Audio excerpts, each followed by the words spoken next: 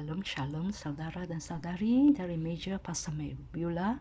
Hari ini saya ingin kongsikan bahawa Tuhan yang kita sembah, Tuhan Bapa kita adalah Tuhan yang rela dan mau lakukan segala yang baik, segala yang indah, segala yang boleh membantu kita dalam segala hal, termasuk penyembuhan dan sebagainya. Matius 8 adalah cerita tentang seorang yang berkusta. Dia tanya, Tuhan, jika Tuhan mau, dan jawab Yesus, aku mau, jadilah engkau tahir, dan orang itu pun sudah disembuhkan. Wahyu 3:20 juga Tuhan Yesus katakan, aku akan masuk dan aku akan makan bersama-sama dengan dia. Memang Tuhan rela dan mau lakukan segalanya.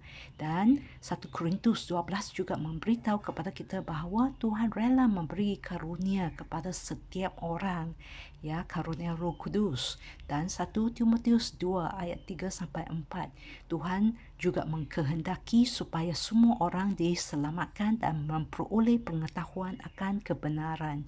2 Petrus 3 ayat 9 juga mengatakan ia mengkehendaki supaya jangan ada orang yang binasa, melainkan supaya semua orang berbalik dan bertobat. Dan Kejadian 22 kita boleh baca cerita ini bahawa Tuhan adalah pembekal ataupun penyedia dan dia mau memberi kepada kita sebab ia adalah Jehovah Jireh, Tuhan yang menyediakan. Dan Imamat 26 kita baca dalam ayat 4-12, aku akan memberi kamu hujan. Ayat 5, kamu akan makan makananmu sampai kenyang dan diam di negerimu dengan aman tenteram. Ayat 6, aku akan memberi damai sejahtera. Aku akan melenyapkan binatang buas dari negeri itu dan pedang tidak akan melintas di negara kamu. Ayat 9, aku akan berbaling kepadamu dan akan membuat kamu beranak cucu serta bertambah banyak, dan aku akan meneguhkan perjanjianku kepada kamu dan kamu akan makan. Ayat 11, aku akan menetapkan kemah suciku di tengah-tengahmu. 12, aku akan hadir di tengah-tengahmu dan aku akan menjadi Allahmu dan kamu akan menjadi umatku.